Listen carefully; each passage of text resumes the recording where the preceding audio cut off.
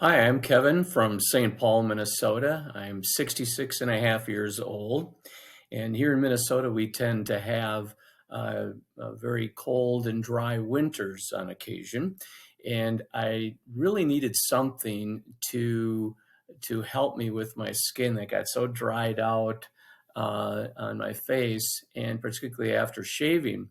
And so I started using marine collagen cream quite a few years ago, and it really helped moisturize my skin.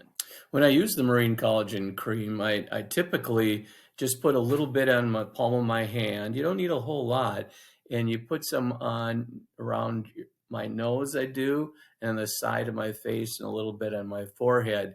And then after I shave, I certainly put it down here. But again, you don't need to use very much because what I have found is that it keeps your face moist throughout the day.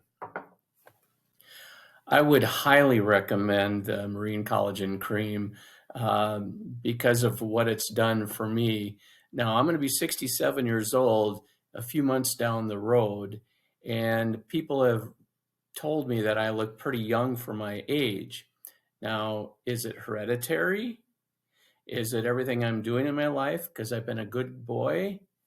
Or is it because of something that has provided me that youthful look? Make up your own mind.